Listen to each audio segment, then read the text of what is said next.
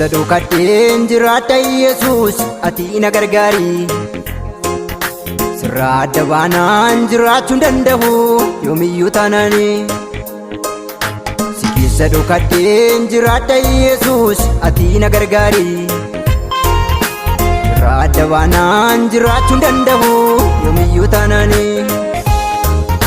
Jinsiiti na qabii Markaba kee keessatti ati na kunuunsi. Sinala deemsuu jiraachuun nammalu jireenya gaddisi. Jinsiiti na qabii markaba kee keessatti ati na kunuunsi. Sinala deemsuu jiraachuun nammalu jireenya gaddisi.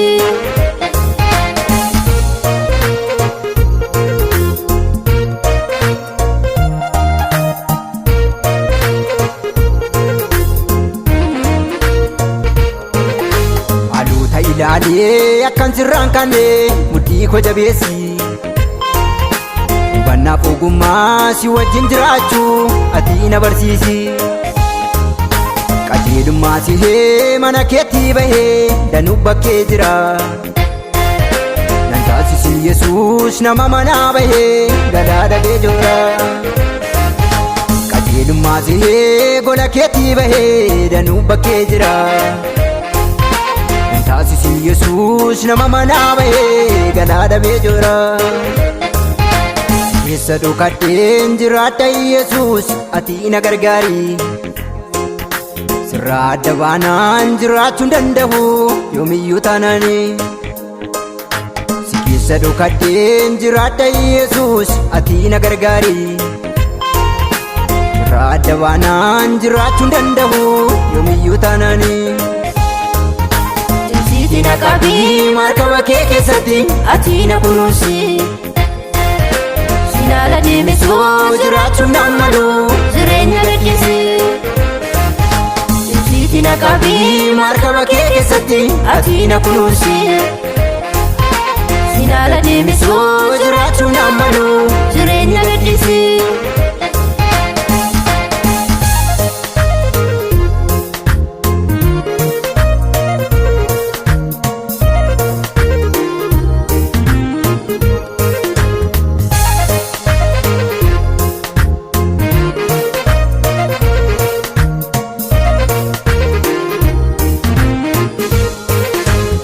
Kee hordofee sifaan bula Yesuus jaalallee dhugaa koo. Jabeessi na qabii akkan sirraan kaane adaraa abbaa koo. Qabumsa koo ta'ii hundee koo jabeessi si ogummaa qaba. Si ta'e malee eenyutu naaf dhufee harka koo na qaba. Qabumsa koo ta'ii hundee koo jabeessi si ogummaa qaba. Si ta'e malee eenyutu naa dhufee harka koo na qaba.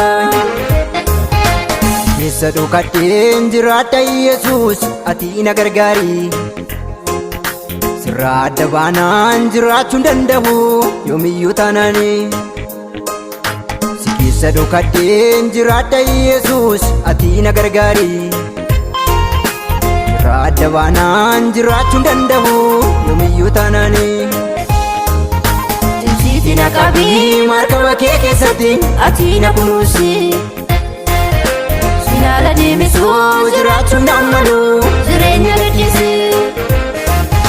Jinsiiti na qabii markaba kee keessatti ati na kunuunsi.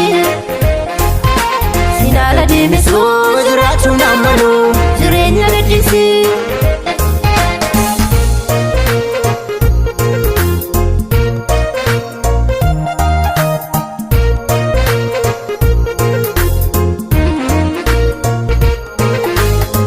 Ilaaliraa jecha kee nalatti milkoomsuun jiru.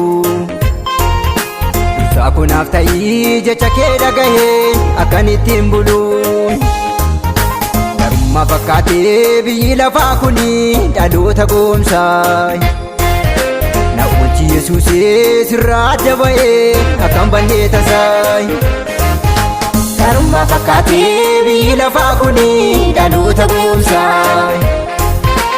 Oolchi Yesuusee sirraa adda bahee akkan bannee tasaa.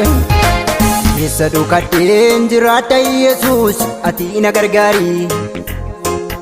Sirraa adda baanaan jiraachuu hin danda'u yoomiyyuu taanaani.